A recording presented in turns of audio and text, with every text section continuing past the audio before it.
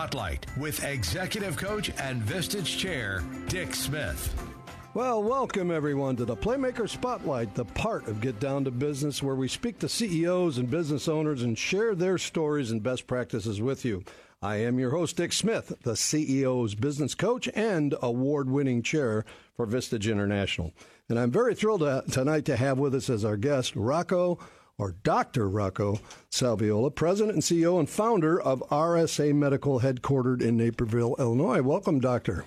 Thank you, Dick. Thanks for having me. Hey, you're so welcome. And we've talked a little bit, and I talked to your very efficient PR firm for quite a bit before this interview, and I found out that not only are you the founder, but you're the leading provider of medical assessment and medical management for patients interacting with life and health insurance companies. Is that correct? That is correct. And by combining both medicine and proprietary technology, RSA clinicians are improving the manner in which insurer carriers grant services to patients and interact with providers. Does that make you what I call a third-party administrator, or is that confusing? That's a little confusing. TPAs typically administer benefits and deal with phone calls related to claims and whatnot. We're really more of a health integrator, where we help those individuals get aligned with services, with their provider, and with health insurance companies. Yeah, and get them paid for, obviously, right? Well, we don't really worry about the payment part. We're more concerned about the care. Oh, gotcha. Let's take care of them first and figure out who's paying later. Exactly. Okay, exactly. Good for you. RSA Medical advocates for patients in navigating insurance interactions to both mitigate and prevent disease. Is that fair? Yep. From the website. So far, so good. Good. Well, tell us a little bit more about RSA Medical. Give me the CNN version, of how you got inspired to found the company, and how many employees, locations, all that kind of stuff. Sure. Well, like I said, RSA is a population health integrator, and we basically interact with individuals as they work with health insurance companies and with their providers in order to help them understand their benefits and maximize the care in which they receive. How the company got started actually was by fluke. I'm a product of the military, Navy, and had the ability when I got out of the military to be exposed to a health insurance company that primarily issued insurance based on an application and medical records. Mm-hmm. And those things don't tend to have a voice. So decided to come up with a platform that allowed individual people to explain their medical situations in a way that helped the insurance companies really automate the issuance of insurance in the country. So it was very exciting. RSA is located in Naperville, and we have a little over 700 employees. Wow. How many locations? So we work out of one location in Naperville. 700. We started to work at home about 12 months ago. We have about 150 individual clinicians that work from their home. We did kind of a hub and a spoke, so we're probably about a 1 hour radius of Naperville. So do your clinicians visit patients, or do they talk to them over the phone, or both? Or? It's really both. We have a division that actually is hands-on, and then the majority of our work is done telephonically with the use of telemedicine. Mm-hmm, gotcha.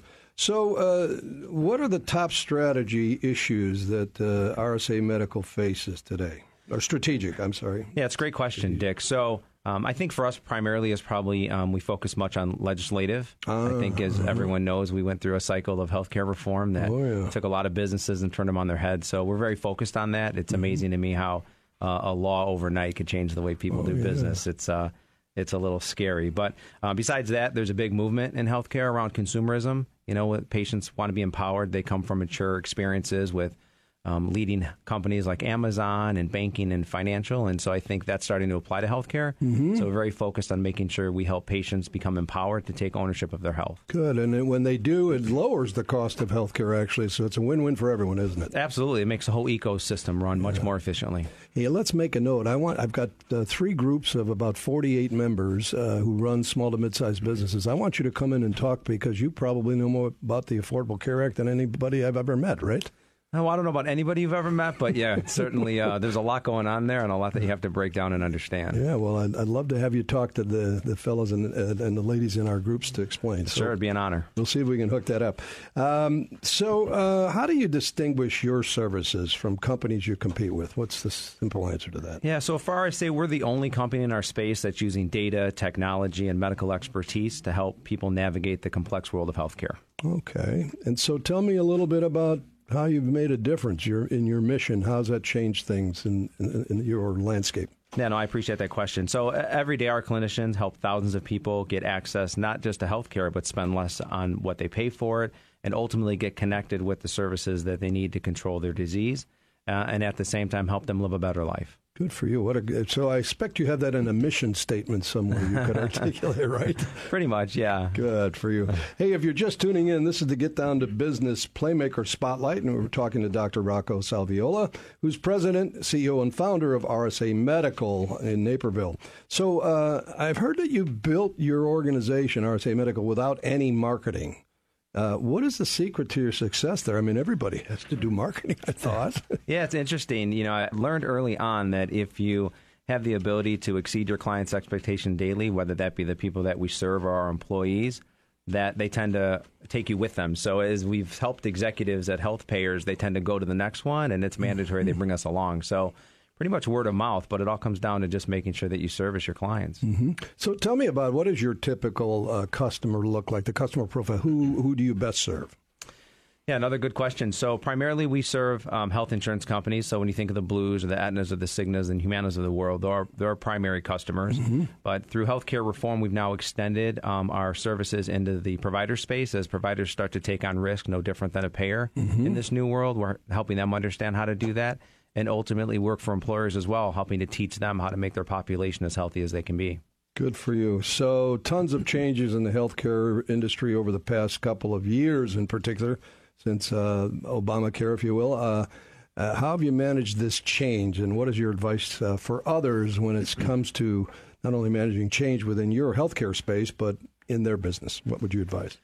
Yeah, I would think probably the primary thing would be just to listen. I think it's important as a leader to not just communicate your vision, but have a good understanding of what's going on in your environment, being very focused on the path that you've laid out, and then have the ability to really nurture your organization through that change, especially for us in healthcare. It's been a pretty volatile time. Yeah.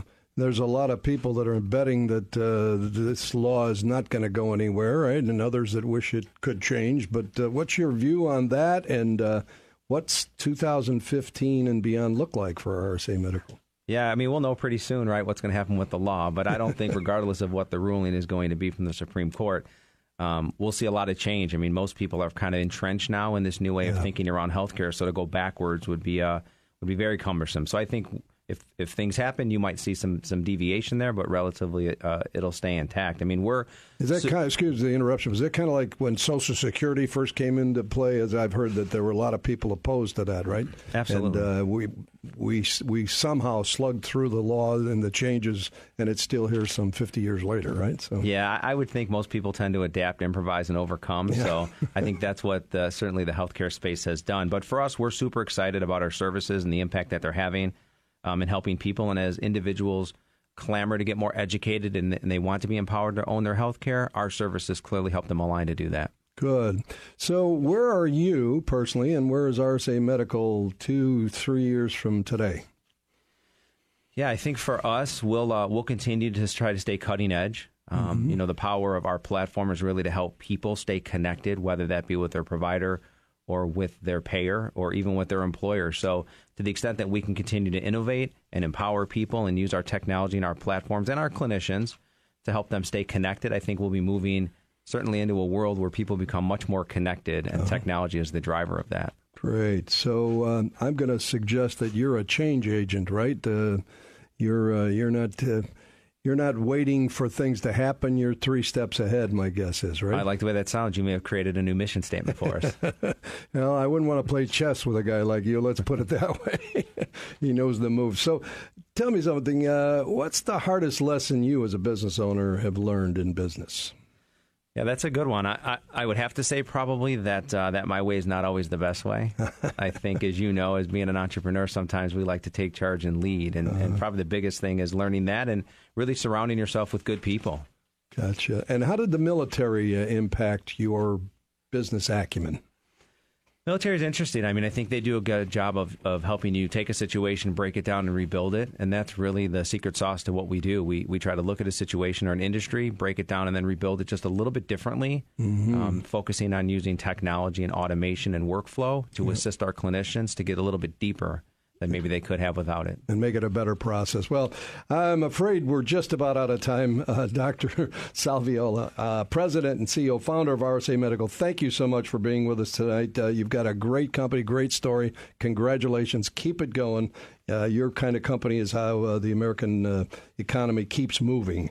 So thanks again for being with us. I'd like to thank our listeners once again for tuning in each week. This has been the Playmaker Spotlight with your host, Dick Smith. How do they get a hold of you, Dr. Silviato? The easiest way is to go to our website, www.rsamedical.com. Good. Hey, stay tuned for more of Get Down to Business with Shalom Klein, and reach me at dick.smith@vistagechair.com.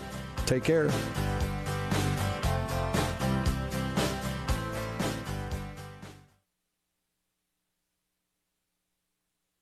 The 2016 President